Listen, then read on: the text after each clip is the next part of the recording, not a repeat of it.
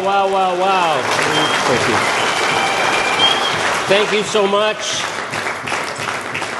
I am honored to be here. Je suis très fier d'être ici ce soir parce que la bataille contre le fascisme de Trump, c'est notre job. Vous avez l'expérience et la détermination pour défendre nos valeurs et notre pays. So je suis très fier d'être ici. I just want to ask, is there anyone in this room who was hoping and thinking that maybe we would have gotten a deal at the G7?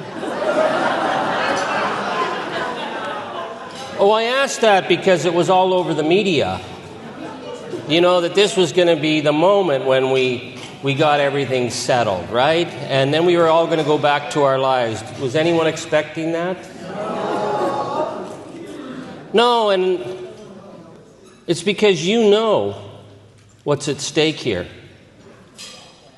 When we see in cities across the United States posters of the disappeared on posts, people being disappeared and kidnapped off the streets of a North American city, you know what that is. When they take Jackie Robinson's picture off the Pentagon, Jackie Robinson, because they don't want to offend any of their white MAGA incels. You know what that is. And when Donald Trump tells us that we don't have a right to exist as a nation, you know exactly what that is. That's fascism, and that's bullshit.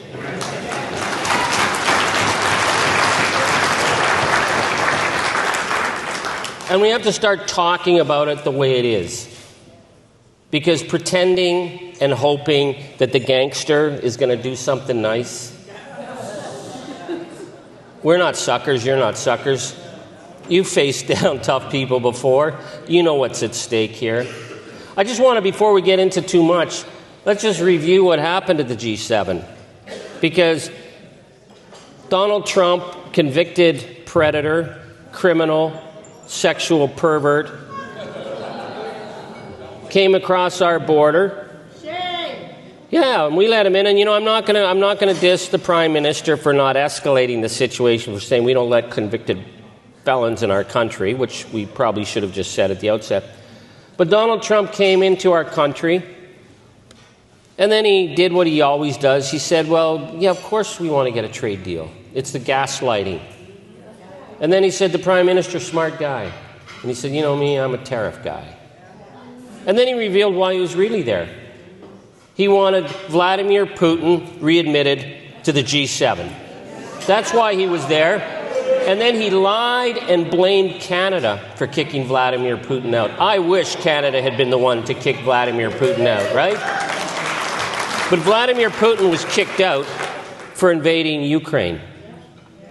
But Donald Trump has been again and again a loyal sock puppet to that dictator.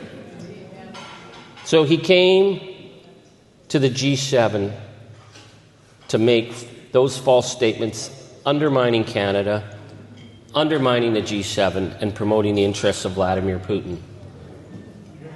And then he left town. Because he couldn't be in the same room with Vladimir Zelensky, who's been on the front lines of standing up to a dictator. And he then undermined the efforts to deal with what's happening in Ukraine. And he said it was because he had to deal with the crisis in the Middle East. The gaslighting, and it goes beyond the gaslighting at that point. This is pouring gasoline on Benjamin Netanyahu's latest act of arson. But now he's sending troops over.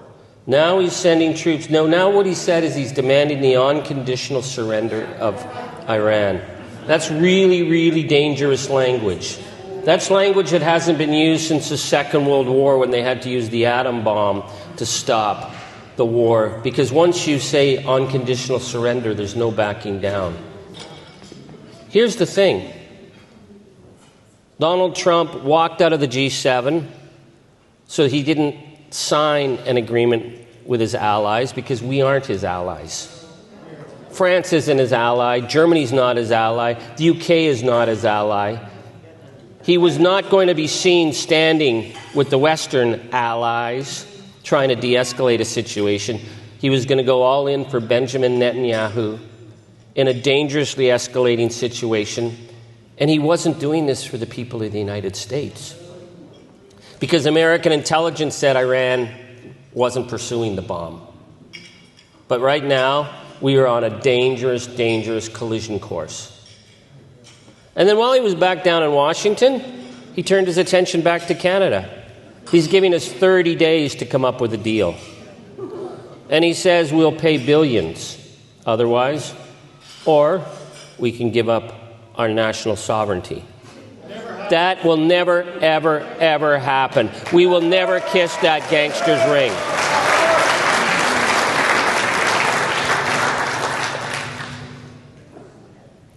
So everyone in this room's been in tough fights before. Sorry to say, you're all retired. You're going back to a fight because we need your experience. You're here because you understand that we are in a dark time. This isn't like other battles. This is the rise of fascism that's happening before us. When you can arrest a judge in a courtroom, and then you can arrest a mayor on the streets, well, then why not throw a senator to the ground and handcuff them? And then why not make jokes about political assassination, is what the Republicans did. Once you have started on that path, you are on the path to authoritarianism and fascism. And right now, Canada is the line holding back against it. We are.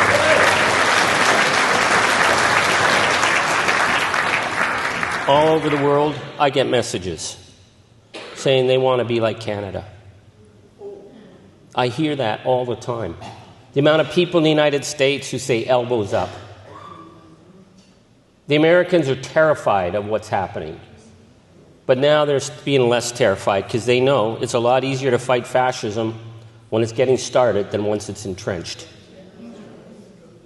And that's the job before us, is Canada, for whatever reason, didn't bend or break. And the world is watching. And we cannot let Canada bend or break. We won't. We won't. So the boycott is a powerful tool. So we keep the boycott strong, and it's really, really an important measure. But there's going to be many other things we need to do because we are in the beginning of what's going to be a very, very long struggle.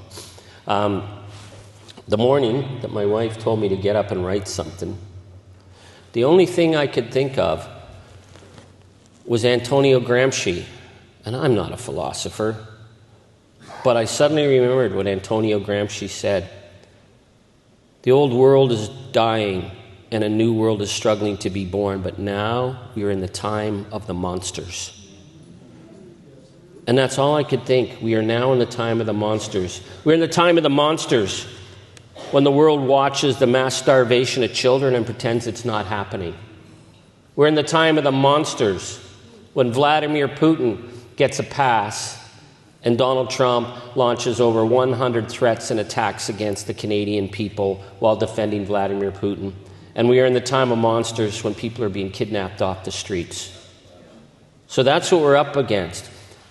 But Gramsci's quote, I didn't know that it was written in a prison notebook when he was held by the fascists.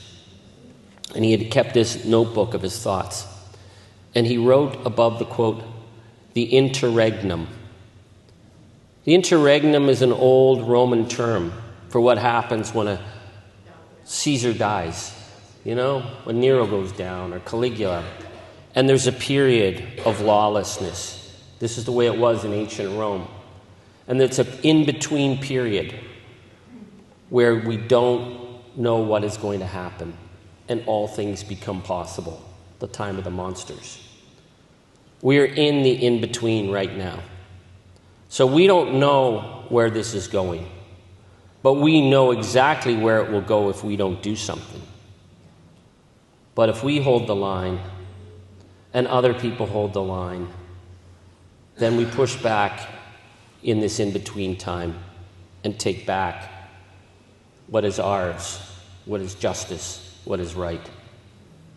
That's our task. And I want to say, when I read national media about what Donald Trump really wants from Canada, it's not our critical minerals. He could get that anyways. It's not our water. He cannot stand the fact that there is a free democratic nation on his border. Because in an age of gangster regimes, we represent a threat. And we represent a threat because we are a nation that doesn't care what your pronoun is. We don't care who you marry. You're our neighbor. And we are a nation of diversity. We're a nation of equity. We're a nation of inclusion because that's what makes us Canadian and that's what makes us decent people. And we will fight to defend those values no matter what they say.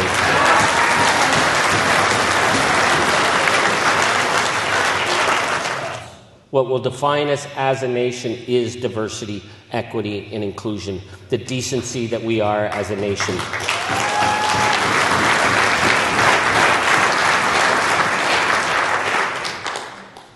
I'd like to say I have total trust in our leaders. Well, this ain't my first rodeo. It's just my first rodeo into fascism, and it's not your first rodeo either. You know what's the score. They will find reasons to sell out our workers, and they will find reasons to sell out our democratic accountability, and they will use the crisis of what we're in, and we can't let them do that. That's what we have to hold. And we have to hold on to each other. We cannot let them divide us from each other. Right now, the MAGA machine is trying to break our country apart. I've been in Alberta. You will not find people on this planet who are more ready to stand up and defend our country than Albertans. I love the people of Alberta. I just don't like their MAGA premier.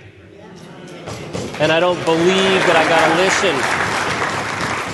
I don't believe I have to listen to all the little sock puppets in the right-wing media who are generating this false crisis.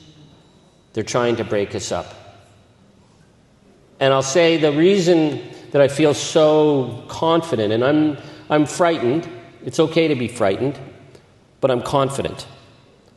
I'm confident that we can do this because my greatest love, other than la bonne femme, my boss, la patronne, is, and my children, is I love this country.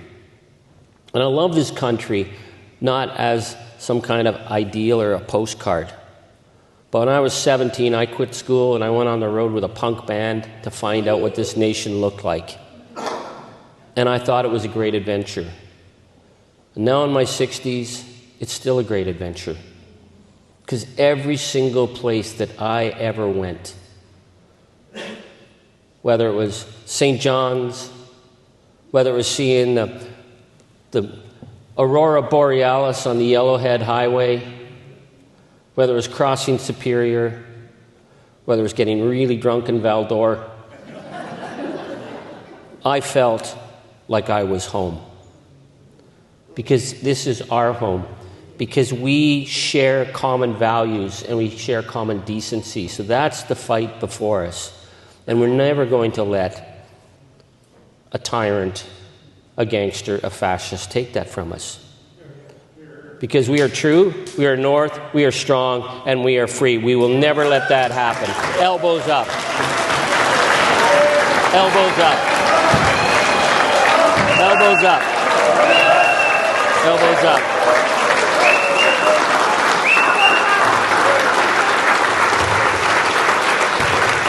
Thank you, thank you, thank you. Thank you.